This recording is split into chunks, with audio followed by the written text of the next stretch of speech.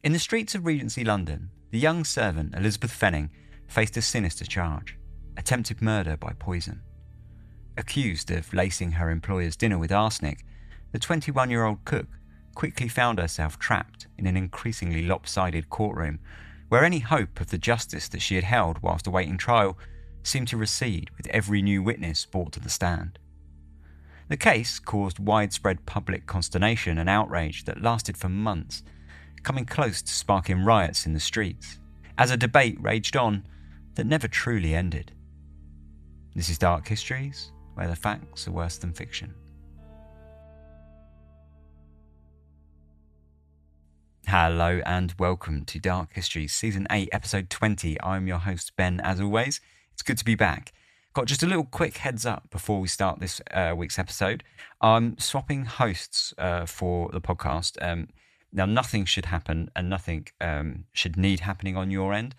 But just a quick heads up, if for any reason you don't get probably the next episode when you're expecting it, so in a couple of weeks from now, if you don't get that episode, you might want to unsubscribe from the podcast and then resubscribe.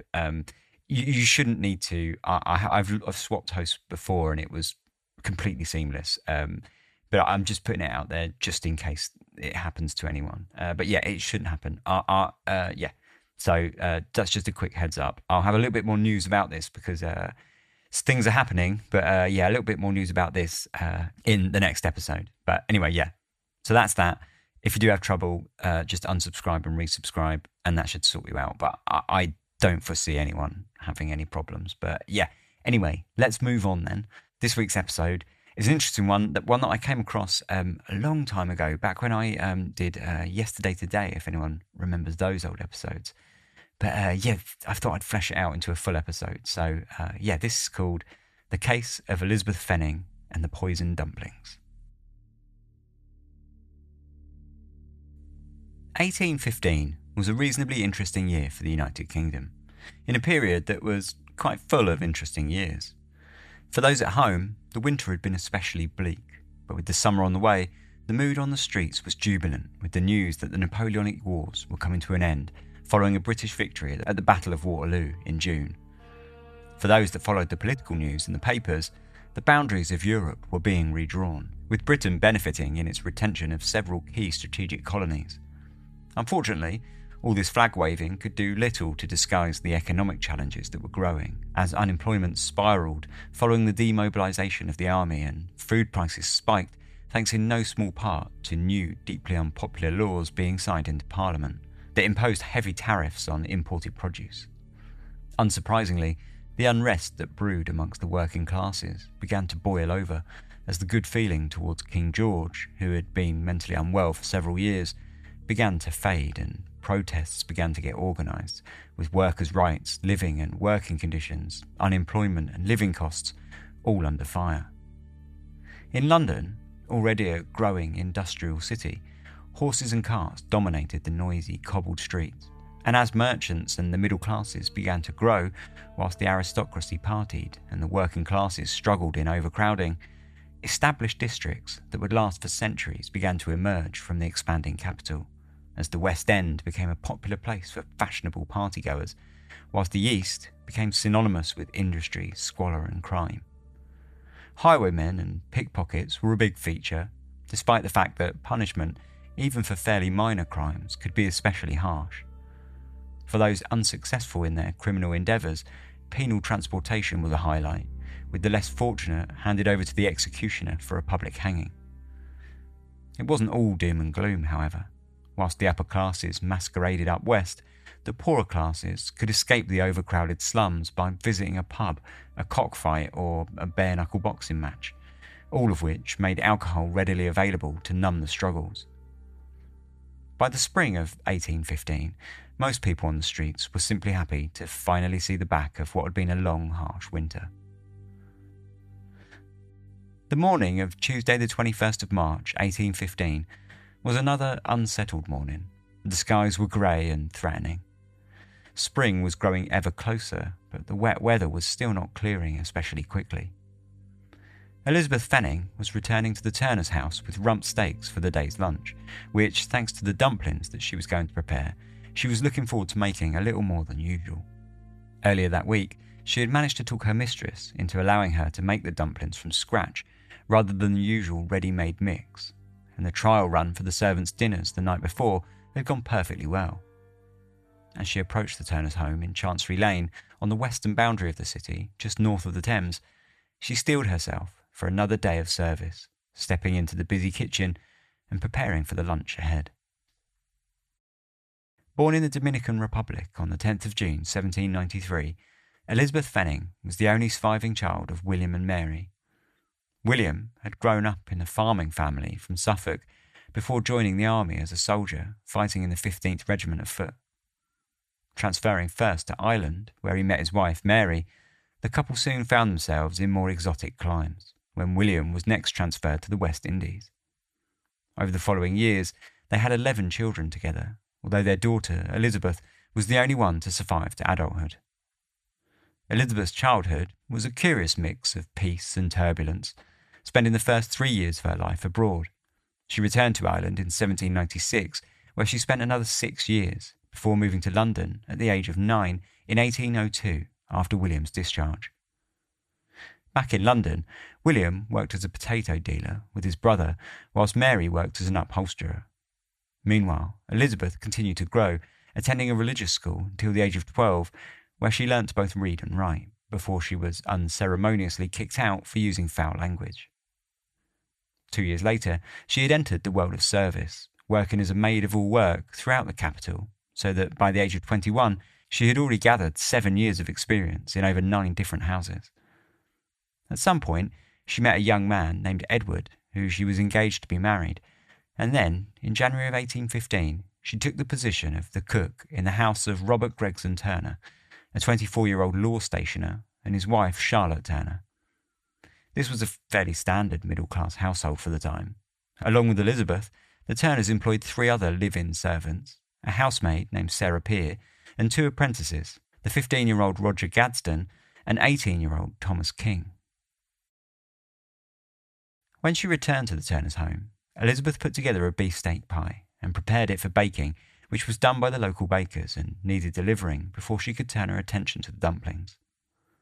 Once she had popped out with the pie, she got back to the kitchen and took the yeast that she had ordered from the brewer earlier that week and mixed it with water and fresh milk, which had been collected by Sarah earlier that morning, and then she placed it all in a pan in front of the fire to allow it to rest and rise.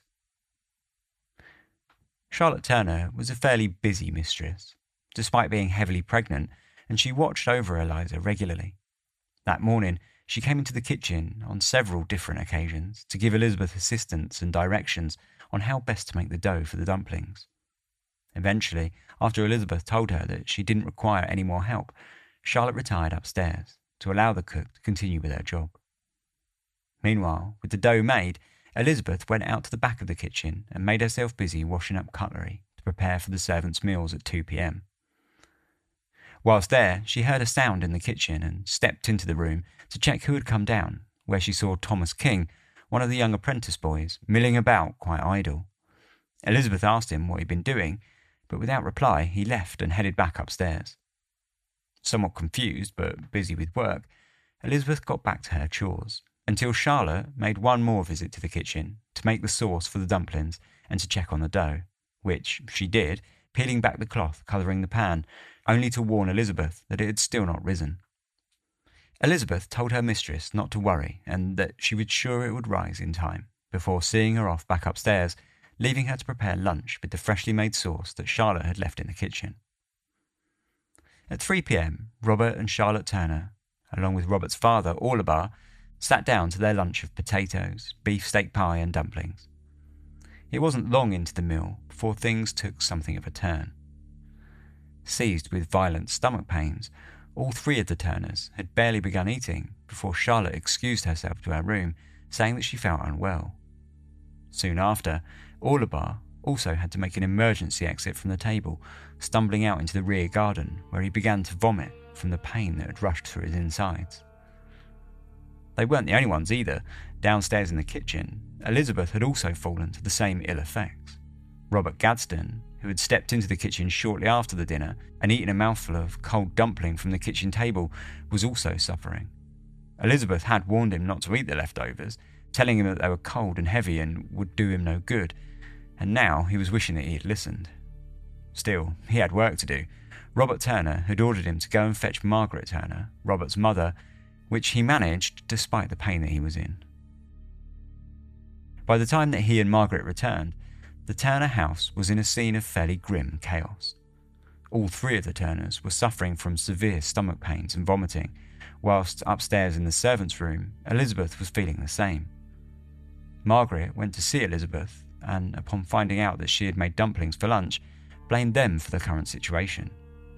It was not the dumplings, Elizabeth corrected her. She believed it was the milk that Sally had collected that morning, since Robert had only eaten a tiny amount of the dumplings in the kitchen before falling ill, but had mopped up a good deal of the sauce that Catherine had made with a piece of bread. Meanwhile, downstairs, a local apothecary, Henry Ogilvy, had arrived after Robert had sent for him. But with his remedies being of little use, Thomas King, the elder apprentice, who had managed to avoid the stomach issues plaguing the rest of the household, was sent to Piccadilly to fetch the surgeon and long-time friend of the Turners, John Marshall. They didn't arrive back until 8:45 p.m, and by now it was to a collection of patients sprawled around the house in various states of illness. Elizabeth, especially, who the doctor found collapsed on the stairs, was still vomiting heavily, whilst he found Robert and Charlotte in bed, struggling with violent stomach pains.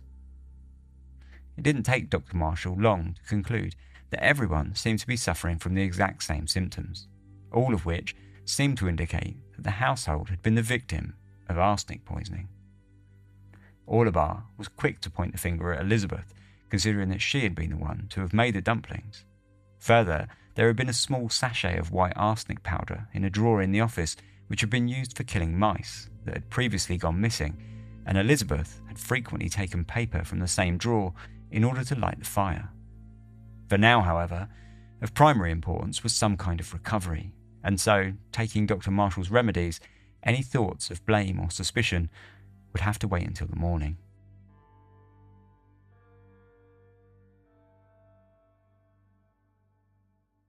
The next day, Orlebar, Robert and Charlotte were all beginning to recover, though Elizabeth, who seemed to be hit the hardest of all, was still bedridden. Taking this opportunity to look around the house and scour the empty kitchen for clues, Orlebar first went looking for the missing arsenic sachet, but he found nothing. With new determination, he went down to the basement to look around the kitchen, finding the pan that had been used to bake the dumplings still resting in the sink. Putting it to one side, along with some of the knives and cutlery that had also been used for the lunch, Orlebar showed it all to Dr. Marshall upon his return later that day, whilst he aired his suspicions about Elizabeth. Intrigued, Marshall took the pan, washing the inside with some warm water from the kettle, and gave it a stir. As the water settled, a white powder-like residue began to collect at the bottom of the pan, and so siphoning out the water, the doctor took a sample, whilst preliminarily agreeing with Orlebar that it looked a lot like arsenic, confirming both the men's suspicions. Adamant that they were onto something, the two men left the house and headed straight to the magistrate's office in Hatton Garden, where they spoke with the magistrate, Mr. Rainsford, who immediately issued a warrant for Elizabeth's arrest. Back at the Turner house in Chancery Lane, police officer William Thistleton had little difficulty tracking down Elizabeth, who, still bedridden with sickness, was found in the servants' attic room being violently ill, where she was arrested for attempted murder. Too sick to walk, she was transported to the magistrate's office via a coach, where she was charged and then sent on to Clerkenwell Prison, just north of Chancery Lane, and placed in a sickbed in the infirmary, her future decidedly thrown into complete chaos. Meanwhile, the following Saturday, the story hit the Globe, a major London newspaper, and it was not a piece that looked upon Elizabeth kindly. A circumstance of the most atrocious nature has just come to our knowledge, the full particulars of which we are not as yet at liberty to disclose. A female servant in the family of Mr. T in the west end of the town mixed a large quantity of arsenic in a pie, which was served up to a table, and of which the whole family, consisting of 7 persons, partook, and they were shortly afterwards seized with the most alarming symptoms of the effects of this deadly poison, violent gripings and vomitings. Surgeons Ogilvy and Marshall of Half Moon Street, Piccadilly, were immediately sent for, who, on their arrival, administered emetics and other medicine to repel the effects of the poison, and there were hopes that none of the family will fall sacrifices to this diabolical attempt, although they are at present confined to their beds in a most dangerous state. What motive the wretch who committed the deed must have, we cannot tell. Suspicion is attached to a maidservant in the family, who also, it seems, took part of the content of the dish, the better to evade detection, and who is now confined to her bed.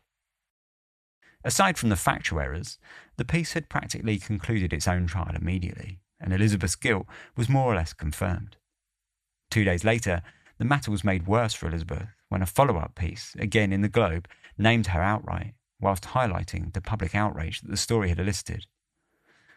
The public was so much shocked at the account in our paper of Saturday last of a servant attempting to poison a whole family that there could not be such a monster in human nature, on which account we have been at some pains in order to gratify their curiosity. Naturally, the paper was perfectly happy to satisfy the public's curiosity. The Globe were also seemingly quite happy to stir up the drama of a working-class servant attempting to murder her fashionable, well-to-do middle-class masters. Having stoked this fear enough, they curiously ended the piece by stating that there was still some slight suspicion attached to another person, though who that person was, no clues were given. As far as the police were concerned, all suspicion seemed to remain firmly on Elizabeth, whose sickness was the only thing delaying her testimony and subsequent locking up behind bars. The story had seemingly achieved its primary goal, though, and that was stirring up the public, and when Elizabeth was finally deemed well enough to stand before the magistrate on Monday the 27th of March, a week after the day of the poisonings, police officers had to be stationed on the doors in order to keep out the crowds who had gathered to catch a glimpse of this monstrous poisoner. 3 days later, on the 30th of March, following depositions from all of the Turner family, the doctors and the servants, Elizabeth was committed for trial at the Old Bailey and taken to Newgate Prison, since neither she nor her family were able to afford anything near the £100 bail that had been set. The best her parents were able to do was to sell their furniture in order to pay the prison for a shared cell and £5 for Elizabeth's defence. Fortunately, Elizabeth only had 2 weeks to wait in Newgate, but it was time that almost certainly would have felt a lot longer, not least as she was still recovering from the poisoning herself. In the 2 weeks that Elizabeth sat in her Newgate cell, she wrote a good many letters, and in many of those she stood fast to her innocence. Her mother was able to visit her 3 times a day, which was more than could be said for her fiancé, Edward, who seemingly abandoned her and got together with another young woman, literally within days of her arrest. In her early letters, Elizabeth was quite upbeat, even looking forward to the trial, thankful that it would confirm her innocence and be the end of the whole affair. "I have nothing to fear," she wrote, "as my conscience tells me that I am not guilty." The press, meanwhile, were not nearly so confident, and for the most part, all of the papers, which by now were printing the story of Elizabeth's arrest and magistrate hearings nationally, painted a pretty grim picture for the servant. As the days slowly passed and Elizabeth's recovery back to full health continued, so too did the date of the trial eventually roll around. Opening on the morning of Tuesday 11th of April, Elizabeth was officially charged with feloniously and unlawfully and with malice afterthought did administer to and caused to be administered to Orlebar Turner, Robert Gregson Turner and Charlotte Turner certain deadly poison, to wit arsenic, with intent the said persons to kill and murder. John Gurney, QC, who was still making a name for himself in court, headed up the prosecution. He would eventually go on to distinguish himself and receive a knighthood for his work, whilst a much less esteemed and far cheaper barrister, Peter Alley, took care of the defence. The jury was put together, consisting of 2 gentlemen, 2 coal merchants, a hatter, a mercer, a saddler, a vintner, a cutler, a pawnbroker, a bottle dealer, and a huckster, and then proceedings got underway. First to the stand was Charlotte Turner, now recovered from the poisoning, but still labouring due to being 7 months pregnant. She told the court that Elizabeth had come into service at the Turners 7 weeks earlier, and that just 3 weeks into her tenure, she was caught sneaking into the apprentices' room late at night, partly undressed. This was a line that Mrs. Turner was not willing to allow to be crossed, and at that time she ordered Elizabeth to leave the house the next day. If it hadn't been for Charlotte's mother-in-law, Margaret Turner, who intervened and told Elizabeth to stay, she would have lost her job there and then. As one can imagine, with the papers already stoking the fires of the class divide, the idea that this impudent servant could have been salacious as well as a would-be murderer was a very exciting prospect. Following this episode, Charlotte Turner told the court that Elizabeth had acted extremely sullen around the house. The topic then moved on to the dumplings, and Charlotte told the court that Elizabeth had mentioned making dumplings 2 weeks prior to the poisoning.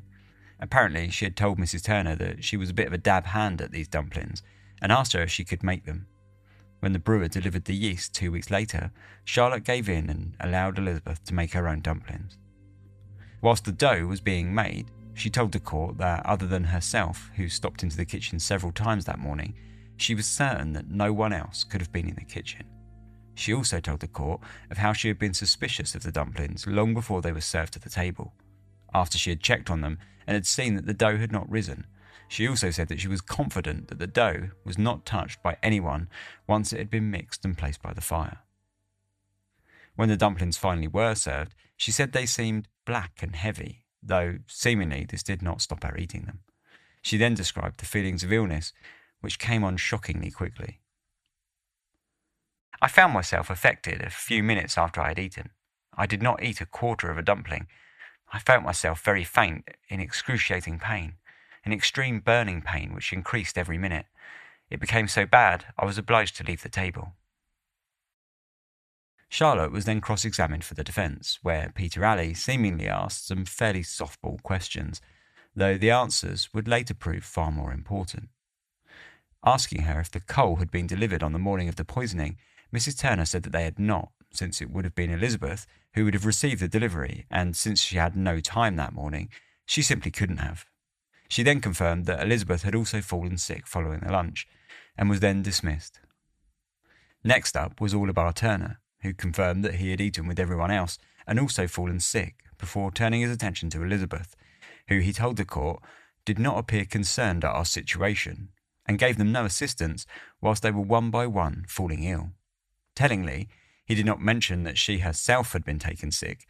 He then confirmed that he suspected poison, and then described how he took the arsenic residue from the pan the following morning. It sticked around the pan. I put some water into the pan and stirred it up with a spoon with a view to form a liquid of the whole. I found, upon the pan being set down for a moment or two, or half a minute, upon taking it slowly and in a slanting direction, I discovered a white powder at the bottom of it. He then told of how he locked the pan away until the arrival of Dr. Marshall later that morning. He confirmed that arsenic had been kept in the house in a small paper wrap with the words "arsenic, deadly poison" written on it. This wrap had been kept in a drawer in the office that had always been unlocked. The last time he saw the arsenic was on the 7th of March, 2 weeks before the poisoning, but had since heard that it had gone missing, though he didn't mention who it was that had told him such a thing. He then produced, from his pocket no less, 2 of the knives used for lunch on the day of the poisoning and showed them to the court how they had turned black. He also told the court that on the day following the poison, he had questioned Elizabeth on several occasions, asking her what it was that could have been mixed in with the dumplings, and every time Elizabeth had apparently told him that she believed it to have been something in the milk that had been used for the sauce. Under cross-examination, which was as brief as the first, Mr. Alley asked Orlebar if the door to the office was locked when the clerks were not inside, to which he replied only that he just did not know. So far, the case against Elizabeth was hardly a watertight affair, but the prosecution pressed on, calling Roger Gadsden, the young apprentice, to the stand, who, in line with Orlebar Turner, said he had last seen the arsenic in the office on the day of the 7th of March. He then described how he entered the kitchen and came to eat some of the dumplings. I observed there a plate on the table. On it was a dumpling and a half. I took a knife and fork and was going to cut it to eat of it. The prisoner exclaimed, "Gadsden, do not eat that. It's cold and heavy, and it will do you no good." I ate a piece about as big as a walnut, or bigger. There was a small quantity of sauce in the boat. I took a bit of bread and sopped it in it and ate that. When asked about the dumplings that Elizabeth had made the night before for the servants, he said they were quite different in both colour and weight to those made on the day of the poisoning. In regards to the office door, he said it was locked at night, but anyone could come and go as they pleased throughout the day, and that loose paper, often used by Elizabeth for starting a fire, was also kept in the same drawer. Margaret Turner was next on the stand, though she didn't really inform the court with any new information. Robert Turner's examination that followed, however, gave some interesting little points when he confirmed that he had not eaten any of the sauce, which more or less confirmed that the poisoned food item had to be the dumplings and not the sauce, as Elizabeth had suggested. When Sarah Peer took the stand, she also furnished the court with new information, when she said that following the incident, when Mrs. Turner had caught Elizabeth in the apprentice's room at night, she had mentioned to Sarah that she should not like Mr. or Mrs. Turner any more, suggesting that she had been holding something of a grudge following her reprimand. In regards to the day of the poisoning, Sarah had little to tell, as she had been busy with chores around the house all morning, and then had left the house after serving lunch and hadn't returned until 9 p.m. that night. Like Charlotte Turner before, she confirmed that she had not taken a delivery of coal in the morning. She also admitted that her and Elizabeth had quarrelled at times, but only over small work matters and were generally on good terms. As for the office, she said she had no idea there was any poison kept in the drawer at all. The questions then turned toward the yeast, which police officer William Thistleton told the court was blamed by Elizabeth for the sickness.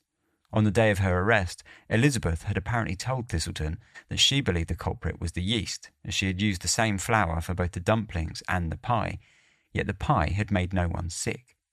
She also said, quite curiously, that when she had used the yeast, she had noticed a red sediment at the bottom of the packet. The servant to the brewer who had delivered the yeast was then called for, and when he took the stand, he confirmed both that he had delivered the yeast to the Turners and had handed it over to Sarah Peer, the housemaid. He did, however, mention that this yeast was given to several different customers in the area, none of which seemed to have been called up sick.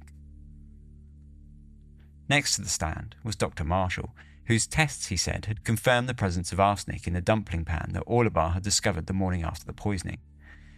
This was a particularly curious moment in the trial, as Marshall gave absolutely no details about how he had confirmed the substance to be arsenic, nor how he was able to carry out such a test several decades before the Marsh test was invented in 1836, which would be able to identify arsenic. He then confirmed that arsenic would have blackened a knife if it had been used to cut a substance laced with poison. He also confirmed that he had found no arsenic in either the remains of the yeast nor the tub used to store the flour. With the doctor dismissed, the court turned to the defence to make their case, which was a decidedly tepid affair. Mr. Alley called a total of 5 character witnesses, following a brief statement from Elizabeth, who told the court that she was innocent and had enjoyed her place in the Turners' home. In regards to the incident in the apprentice's room, she told the court that Robert Gadsden had been improper to her and that she had told Charlotte that Gadsden had taken liberty with me. She also countered the claims that she had shown no assistance when the family was sick, using the fairly solid defence that she herself was so sick that she wasn't able to do anything. She also said that when she needed a piece of paper from the drawer in the office to light a fire, she had always asked for it from the clerks or apprentices and had never taken it herself.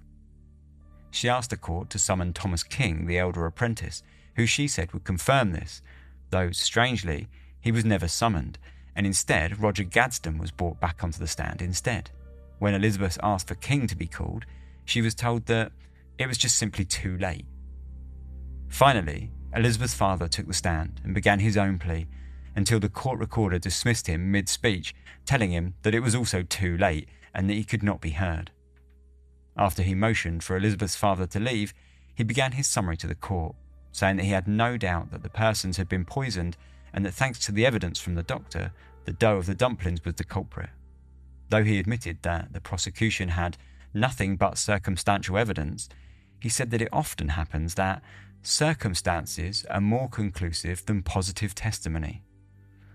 The jury was then sent out to make their deliberations, a process that took slightly longer than it should, thanks to the fact that one was discovered to be deaf and needed the whole case explained to him by the other jurors. Once that business was out of the way, they returned to court and handed over their verdict, finding Elizabeth Fenning guilty of attempted murder. Such a serious case left the judge with no other choice but to hand out the death penalty, the date of which would be confirmed at a later date, which Elizabeth would await alone in her cell back at Newgate Prison.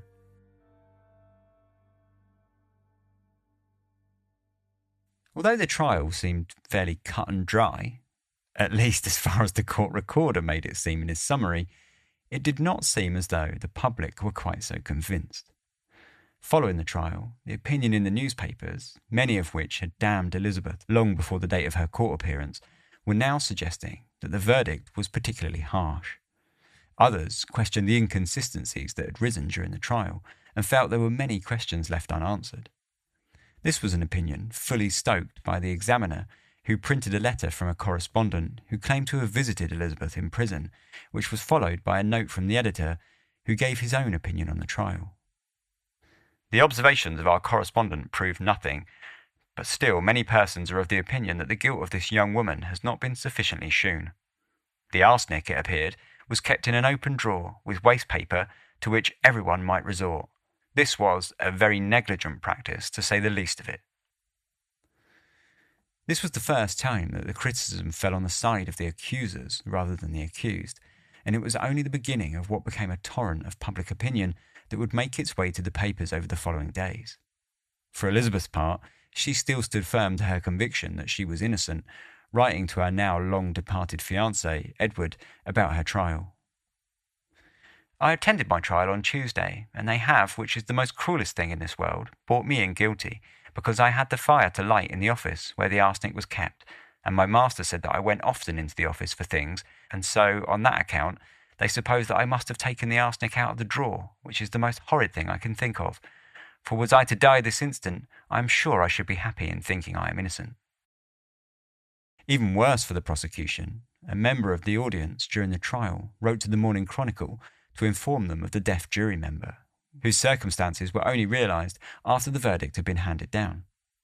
Aside from the public complaining, though, there were also several educated, well-to-do sorts fighting for Elizabeth's corner in a more direct way. A medic from Chelsea, Thomas William Wanborough, had been running several experiments to test the effect of arsenic on knives and had found fairly conclusively that no blackening of the metal would have taken place, like Dr. Marshall had suggested during the trial. He also asked his cook to make dumplings and then spiked them with arsenic without her knowledge to prove that arsenic would have had no effect on their colour, weight or consistency. Gathering these results, he sent them to the Secretary of State, Lord Sidmouth, but nothing was ever returned. Elizabeth wrote to the Secretary of State herself towards the end of June, though similarly her appeal seemed to fall on deaf ears, and on the 20th of July, the date of her execution was delivered to Elizabeth, scheduling her to be hanged on Wednesday the 26th of July, just 6 days later. With her execution scheduled, the alliance that continued to grow, standing behind Elizabeth, kicked into a higher gear, as letters and pleas were written across the country. One of the most interesting was that of a bookseller named Mr. J. M. Richardson, who brought to light rumours that Robert Turner had, for some time, been showing signs of insanity, and had even threatened to poison his family and himself in the past. Apparently, or so the rumours went, he had called at the home of a chemist named Mr. Gibson in September of 1814, 6 months before the poisoning incident, in what was described as a wild and deranged state, demanding to be confined in order to stop him killing himself and his wife, Charlotte. This rumour may have been little more than that, but others had similar stories too, and several said that they had visited Orlebar Turner just before Elizabeth's trial and suggested he call the whole thing off in consideration for Robert's mind. These fresh accusations were fairly alarming, and one would have thought would have been enough reason for the execution to be delayed, as the petitioners were asking, in order for them to be looked into in more detail. Sadly, for Elizabeth, no one seemed to be willing to listen. Meanwhile, whilst these appeals were being written to the officials, the chemist, Wansborough, was busy visiting Orlebar Turner himself, in order to show him the results of his experiments, in the hopes that he could convince him to sign the petition to delay the execution himself. Surely, with Orlebar's signature, it would have to be taken seriously. At first, his pleas seemed to make some headway, both with Orlebar and Robert, who heard him out at their house. But when they were advised by Sir John Sylvester, who just so happened to be the court recorder overseeing Elizabeth's trial, and Dr. Marshall, who was the key medical witness, they seemed to have a change of heart, which was likely to do with the counsel that they had received from both men, suggesting that if they signed the petition, they would only work to draw suspicion onto their own family. Considering this outcome, both Turners backed out of signing the petition at the last minute. No matter how much work was put into delaying the execution, time could not be stopped, and the morning of the 26th of July rolled around like a creeping shadow over the cell of Elizabeth Fenning. The sky outside at dawn was grey, and the air damp from the wet ground. Despite the poor weather, large crowds, some estimating it to be as large as 45,000, had gathered around the entrance to the prison from the moment the sun had risen. Elizabeth had spent the morning praying before changing into a white muslin gown and cap. Her arms were then tied at her elbows to her body, and her hands tied at the wrists in front of her as she was marched out to the scaffold. When the hangman attempted to cover her face with a white cotton shroud, he found it too small, and so tried several others before resorting to a stained handkerchief from his pocket that he tied around her eyes. Elizabeth was then cast into eternity as the platform fell. Her body was left to hang for an hour before being cut down, the large crowds having long since dissipated. If the officials hoped that the public discourse around the trial would fade away following Elizabeth's execution, they were sorely mistaken. On the same day as the execution itself, large crowds gathered around both the Old Bailey and the Turners' home to protest the outcome. Things got a bit hairy in the evening when police had to step in to move people on after a group began gathering hay, looking to start a fire to burn the Turners' house to the ground. 5 days later, once Elizabeth's father had paid 14 shillings and sixpence for the return of Elizabeth's body, a funeral took place, burying her in the churchyard of St George's Church in Bloomsbury.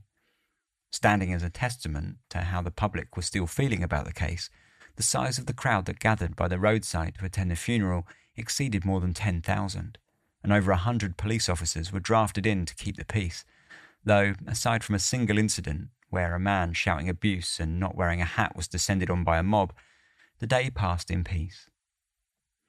It wasn't just the people, however, and the papers were not being quiet either, though their opinions remained divided. Those that were most critical of Elizabeth, such as the Observer, mainly focused on character assassination, relying on the good old class tropes that went down with their readership so well. They made much out of Elizabeth's Irish heritage, labelling her as a child with a wayward and vicious disposition, and they dug up half-truths about her earlier staff positions that claimed that she was a liar and, in some cases, an out-and-out monster whose master couldn't wait to have her out of his house. In one article, a story came out that she had tried to poison one of her earlier masters, though naturally the piece was finished with the line, "Although strongly reported, there is no positive proof." For the most part, the pieces were full of the classism and xenophobia that fueled much of the hatred of the day. John Marshall, the surgeon who had visited the sick Turners and given evidence at the trial, gave one of the more bewildering efforts towards backing the guilty verdict when he published a pamphlet suggesting that Elizabeth's guilt was obvious since she had given no effort to help the sick Turners, never mind the fact that she was the sickest of all of the victims. In a bold move, he suggested that she ate the dumplings in an effort to kill herself in order to evade justice, which would have been a fairly extreme measure by anyone's standards.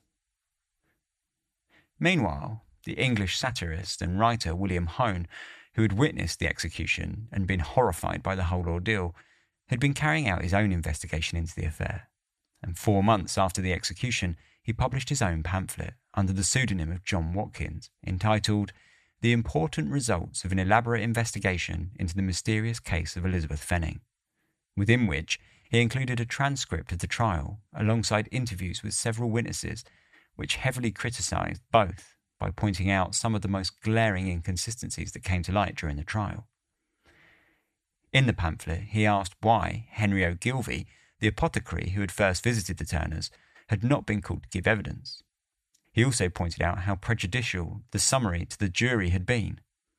Most interestingly, though, was his analysis of the toxicological evidence put forth by Marshall during the trial. Here, Hone pointed out that Marshall had said he extracted 50 grains of arsenic from the dough in the pan that he took from the sink the day after the poisoning. If this were true, Hone deduced that the dumpling mix would have contained around 1,800 grains of arsenic, which is somewhat extreme given the fact that a fatal dose was around 5 grains. If this had been the case, a single dumpling would have been enough to kill 120 people, and the whole mix could have put an end to the lives of over 360.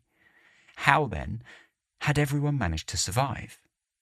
Tellingly, one of the character witnesses he interviewed admitted that he had lied about Elizabeth's previous poisoning attempts at earlier job positions, but openly admitted that he felt the execution was a good outcome since it had helped to remove Irish wretches who had been doing little but polluting respectable families. Perhaps most shocking of all was the illusion that the Turners had colluded with both Dr. Marshall and the trial recorder, suggesting a widespread establishment stitch-up and conspiracy that had been allowed to play out in a deeply corrupt judicial system. Overall, the pamphlet did a fairly solid job in countering the other side of the argument, which both sides continued to stoke for several months. Eventually, things did begin to fade, and with one eye on the wars in Europe, the public found news stories to gossip about. Every now and then, new voices weighed in on the trial. 14 years after the event, a new pamphlet was published entitled Circumstantial Evidence, The Extraordinary Case of Elizabeth Fenning. This reopened the debate, but for the most part, the pamphlet reopened the case against Robert Turner and made the claim that he had recently died in hospital and had made a deathbed confession that he had been the one guilty of the poisoning, having secretly mixed the arsenic with the dough in the kitchen. The story was picked up by some local newspapers, but then a month later, in June of 1829, the Essex Herald printed a rebuttal, stating that Robert was still alive and living respectably. The case was once again reopened in 1857, this time when a letter was published in the Times on the 5th of August that was said to have been written by a relative to a one-time shorthand writer in the Houses of Parliament. This official was said to have once recorded a conversation with the Reverend James Upton, who had allegedly administered Elizabeth's church when she was young and had visited her when she was in jail. During this jail visit, Elizabeth was said to have admitted her guilt and given him a full confession, though later, when she learnt that a reprieve may have been possible, she was said to have backpedalled and recanted her statement. 10 years later, in 1867, the infamous author Charles Dickens weighed in on the subject in his weekly journal All the Year Round, saying that it was his opinion that one of the apprentices had been the real culprits, saying that he had never been more convinced of anything in my life than of the girl's innocence, and calling the Reverend Upton's tale of confession a muddle-headed story of that parsonic blunderer. Finally, after decades of debate concerning a trial that had only lasted a single day, things did turn quiet, and Elizabeth's name slipped into obscurity. But the debate rages on, and even today, though her story is less well known, people continue to discuss the matter of her guilt or innocence. When discussing it now, a full 200 years after the fact, we have to be careful not to fall into the same trap as the prosecution had back in the day of the trial. Perhaps the court recorder was right when he said in his summary that, at times, circumstances are more conclusive than positive testimony. Though perhaps in this case, the circumstances against the Turners should have been given a little more focus.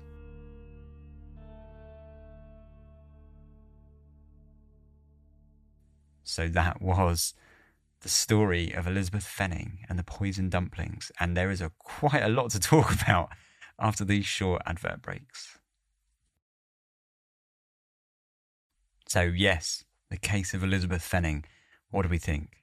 I mean, I have to admit, I find this case absolutely maddening, and I usually try and write dark histories from a relatively sort of neutral perspective, so that you can make your own mind up.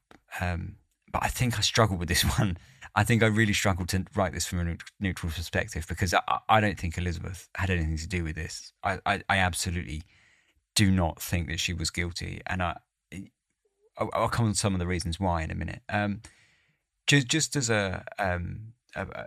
throw it out there, if you are interested, Hone's pamphlet, which was written under the name of John Watkins, is really interesting read. The source is obviously in the show notes as usual, but if you wanted to look that up and read it, it's really interesting. It does have the trial transcript, which you can more or less skip if you don't really want to know the ins and outs of that, because I mainly covered the highlights in this episode. Really, it's not a sort of overly fascinating trial, to be honest.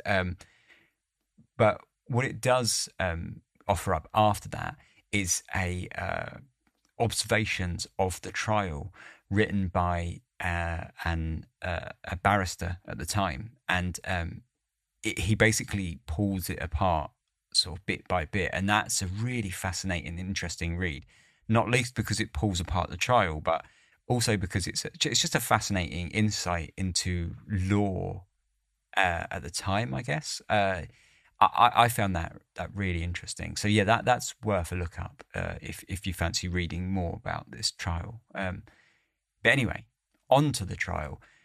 First and foremost, I think there are never any motives offered up for anybody, because even the people that I might possibly suspect, I'm not sure I really have a motive for them.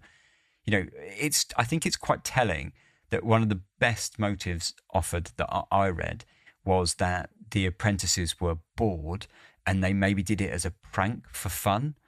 I think that says it all, really. That's one of the best motives out there, and it's really not good. The motive against Elizabeth was apparently that it was revenge for being reprimanded. But by her own words, she'd told people that she was really enjoying her position and was happy in the house. Several people wrote, signed testimony saying that she'd spoken to them in the days leading up to the poisoning, and had said, "Oh, I'm enjoying working there." So that doesn't seem right. I've also read that what it was said that she was sort of sullen around the house after the reprimand as well, and it completely, utterly misses the point where she said in court that it was Thomas King that basically she said it took liberties with her, and so if that is the case, there would have been a lot of emotions that she would have been carrying around after this. She might have felt a little bit annoyed that she was the one that got reprimanded for this and not Thomas King, but also she could have been feeling like shame or embarrassment or anything. If she was likely to hold a grudge against anyone in that house, you think it would have been Thomas King, not anyone else, and yet Thomas was the only one that wasn't poisoned. So Thomas and Sarah were the only ones that weren't poisoned. So, to me, the motive that Elizabeth was doing it because she was, annoyed at the Turners for being reprimanded is just silly. I mean, if we look at the people who didn't eat the dumplings, because obviously they're likely to be the first people you're going to look at, right? We got Thomas King and Sarah Peer. I don't really see either of those as really having any sort of motive that I can think of, unless Thomas King wanted to frame Elizabeth potentially. You could, but why? Maybe that night when she was reprimanded, maybe she'd pushed Thomas King away and said, I'm not interested. That might be the case. It's incredibly frustrating, and one of the parts of the trial that angers me the most is that Thomas King wasn't brought into the courtroom when Elizabeth specifically asked for him, and they just said, "Oh, it's too late, sorry." Why, for starters? Why was this blocked? But also, why was she asking for him to be called? Because she basically said that he could clear up several things, but she was never given the chance to explain what. And obviously, Thomas King was never called. So, and he is the one, when you look at it, that had the opportunity, because Elizabeth said that she'd seen him in the kitchen. You know, she was doing the washing up in the back kitchen and she heard a noise in the kitchen, went out there and she saw him. When she asked him what he was doing, he just shuffled off. What had he been doing? You know, he's the only one in the story, well, aside from Charlotte, who I don't think would have poisoned herself, especially not being 7 months pregnant. He's the only one with the opportunity. The only other person with the opportunity is Charlotte. And like I say, she was 7 months pregnant. I don't think she was going to poison herself. There is potentially other people that could have came in the kitchen, and maybe Elizabeth didn't know. And we'll come on that. The only other suspect really is Robert Turner. And I find it fascinating, you know, the stories that Robert was, said to have threatened his family, although that was sort of 6 months earlier. And if you line it up, there's a very good chance that that was about the time. And again, this is really dangerous because I'm speculating and putting things out there that just I can't know. But that does line up with the time where he probably would have found out that his wife was pregnant. Now, if he didn't want a baby, that is potentially a reason why he lost his rag and went a bit crazy. I don't know if he's such a good suspect because 6 months later, why would he wait 6 months? I still think he's the second best suspect we've got, though. If you look at things like Elizabeth, the reasons against her doing it, like why would she have left the pan in the kitchen for a start? You know, unwashed. That's just asking for trouble. And then we have the evidence of the arsenic. Now, if there really was 1,800 grains, there is no way on earth that she would have eaten one of these dumplings because they would have been just so poisonous. At least, I don't think knowingly. I think the only argument that I could think of about this is that she just didn't understand how potent arsenic was. And perhaps so she just put a whole load of it in there and then ate it thinking that it wasn't going to be so bad. But I don't think that's the case. I think she would have been familiar because it was used so frequently in that time period for just sort of a lot of domestic chores. So I think she would have been aware of how poisonous it was. That whole 1,800 grains thing is an interesting thing, though, because if there really was that much, then why were they only sick? None of them, no one was actually really unwell. Well, no one died. Elizabeth was the illest of all. She was the one that got the most sick. It took her the longest time to recover. But that still suggests that there wasn't 1,800 grains there. And then but that all brings us on to that all of the tests supposedly carried out by Dr. Marshall. He can't have carried out tests because they just simply didn't exist at that time. It's 20 years too soon to be able to test for arsenic. So what was Marshall doing in his tests? It all sounds like bluster to me. I don't think he was doing anything. I think it was all a nonsense.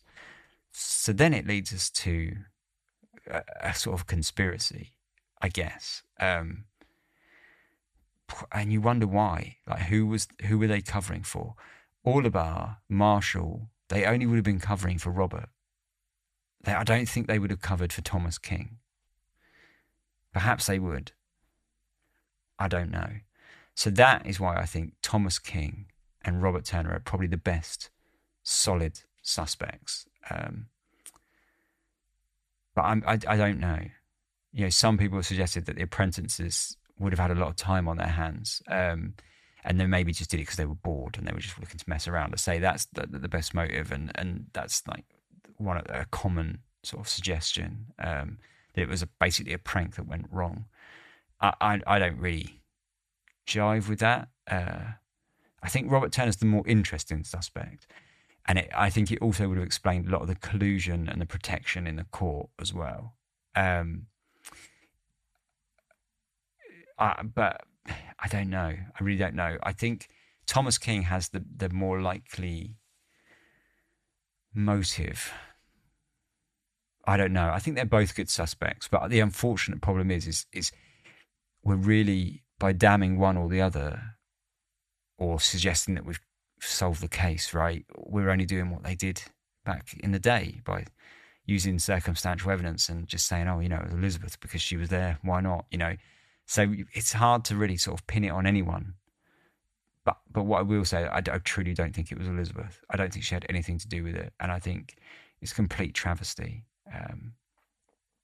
I think it's a really interesting story. I think it's a big old mystery. But I truly don't think it was her. Don't think she had anything to do with it. I think it was a case of like anti-Irish sentiment, classism, sexism, misogyny. I think all of this comes into it, and I think that's why she took the fall. There's been suggestions at the time that the recorder Sylvester was a hanging judge, they call him, and just liked hanging people. And also that he was particularly harsh on women. There were also, I read, some accusations that he handed down harsh sentences to women and then expected sexual favours to get out of them. I personally don't think that's the case here, because Elizabeth never mentioned it, and she wasn't shy about writing from prison, and she never mentioned this. So, yeah, I don't think that's the case here, but I think there's every case that he was a very prejudiced judge, and I think it all ended up a case of having to sort of collude with one another to basically cover up for the fact that the trial was a complete mess, and whether or not there was a sort of further collusion to sort of protect someone in the Turner household, i.e. Robert, I don't know. But fascinating case. If you have any thoughts or conclusions, do let me know. You can contact me. contact@darkhistories.com is the email address. All the links for the ways that you can contact me are also in the show notes, including social media, things like that. You can also go to darkhistories.com, where you'll find everything there, all the ways that you can contact me, all the ways that you can support the show if you'd like to, Patreon, things like that. There's merchandise, the books, all things like that. Anyway, thanks so much for listening. I'll be back in 2 weeks. Like I pointed out at the beginning, I'll be back in 2 weeks. If for some reason you don't get the episode, I would recommend maybe unsubscribing and subscribing again just to the podcast. That will like trigger the new host. But I don't think that will be the case. I think it will be a smooth transition. So, yeah, until then, I will see you in 2 weeks. Take care. Sleep tight.